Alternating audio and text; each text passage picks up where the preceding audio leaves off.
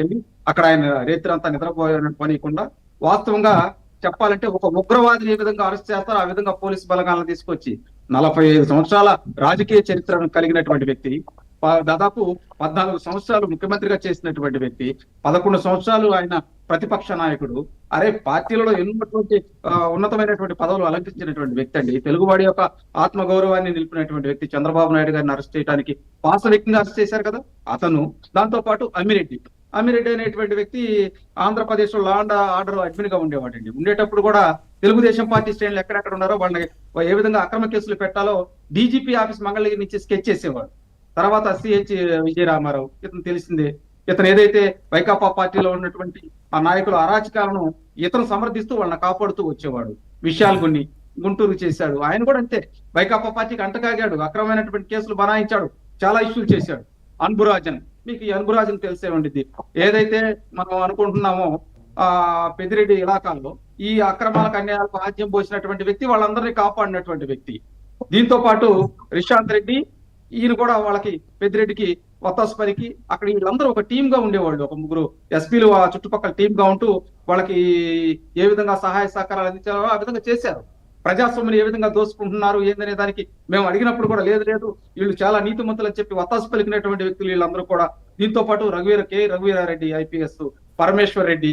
ఈ పరమేశ్వర్ రెడ్డి అసలు ఎక్కడో ఉన్నటువంటి వ్యక్తి ఇక్కడ తీసుకొచ్చి పోస్టింగ్ ఇచ్చి ఇక్కడ నెత్తిని కూర్చోబెట్టుకొని ఆయన చేత కొన్ని ఆగడాలు చేయించారండి వైకాపా పార్టీలో. దీంతో పాటు కృష్ణకాంత్ పటేల్ కావచ్చు, ఈ జాషువా అనేటువంటి వ్యక్తి అయితే చెప్పనక్కర్లా. ఏదైతే సిఐడి వాళ్ళని చేతిలోకి తీసుకొని అక్రమమైన కేసులు మొత్తం ఈయన టర్న్ చేస్తా ఉండేవాడు. దీంతో పాటు మరి కడపలో చేసినటువంటి పకీరప్ప అయితే అసలు సిబిఐ వాళ్ళ మీద కేసులు పెట్టారండి. ఈ విధంగా ఈ ఉన్నటువంటి ఏదైతే మేము వీళ్ళని పోస్టింగ్ ఇవ్వకుండా ఆపామో వీళ్ళందరికీ కూడా ఒక చరిత్ర ఉందండి.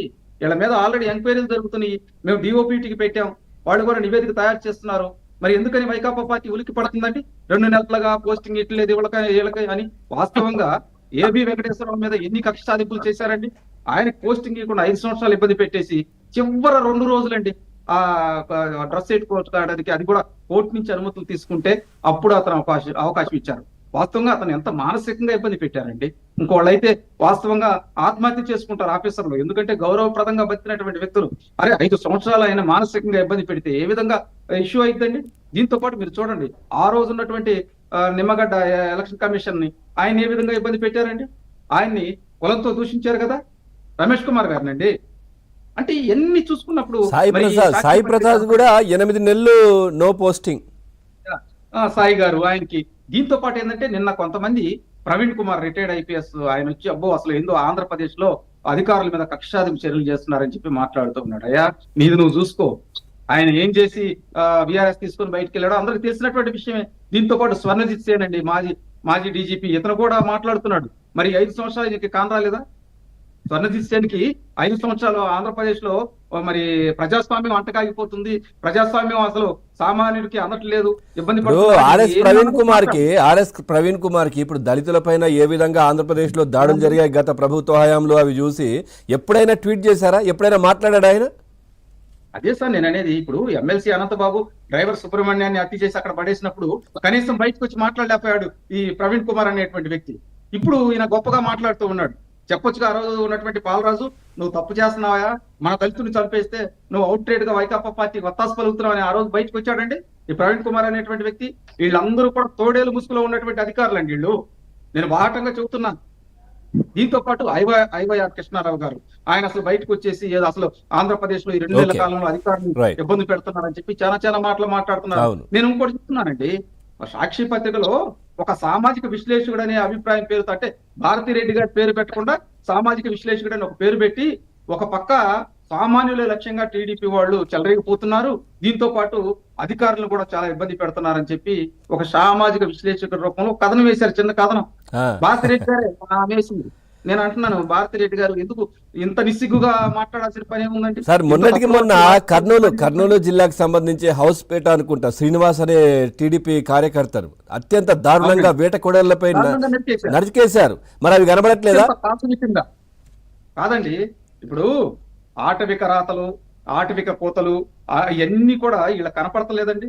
ప్రజలు చీకొట్టుకుంటున్నారండి. అలా టిష్యూ పేపర్ లాంటి పత్రిక అంటున్నారు అందరూ కూడా. Right sir. వాస్తవాలను ప్రజలకు చెప్పాల్సినటువంటి పత్రికలు ఈ విధంగా చేస్తూ ఉంటే, ఇప్పుడు వాళ్ళు ప్రతిపక్షంగా ఉన్నారు, పాలకపక్షం ఏమైనా తప్పులు చేస్తే దాన్ని ప్రశ్నించాలి. కానీ అంతేగాని నిజంగా సాహెబ్ గారు మీరు అంటున్నారు కానీ అట్లాంటి చర్యలు చేసినప్పుడు గతంలో వాళ్ళ అధికారంలో ఉన్నప్పుడు అట్లాంటిది ఏదైనా వార్త ప్రచురిస్తే ఆ సంస్థ మీద దాడులు కావచ్చు, లేదంటే కేసులు కావచ్చు, లేదంటే రాసిన వాళ్ళని లోపలేయడం కావచ్చు, ఇవన్నీ చేశారు.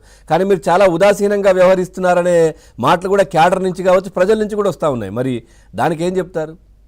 అంటే మీ మీద దేశద్రోహం కేసు కూడా పెట్టారు. పెట్టారు. గుర్తుందండి? పెట్టారు. మీ రిపోర్టర్ కొట్టారు, కెమెరా లాక్కున్నారు, పగలగొట్టారు చేశారు. కెమెరా. అంటే ఇక్కడ ప్రజాస్వామ్యంలో ఉండేటువంటి రాష్ట్రాలకి, అప్రజాస్వామిగా ఉండేటువంటి రాష్ట్రాలకి తేడా ఇదేనండి. ప్రజాస్వామ్యంలో ఉన్నాం కాబట్టి మేము ఆచితూచి నిర్ణయాలు తీసుకుంటున్నాం.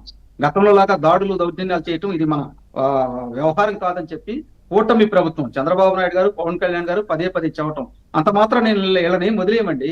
కానీ చంద్రబాబు నాయుడు గారికి ఒక పేరుంది, ఏ పని అయినా కానీ ఇరుమును సైతం నానబెడతారు, ఆయన నానబెట్టి ఆ పని చేస్తారు, అంతా అట్లాంటి వెయిట్ చేసే ధోరణి, అంటే అట్లాంటి పూర్తిగా ఆలోచన చేస్తుంటారనేది ఈ విషయంలో కనబడుతోందనే చర్చనైతే జరుగుతోంది సార్. ఇంకా ఉదాసీనంగా వ్యవహరిస్తున్నారేమో అనేది.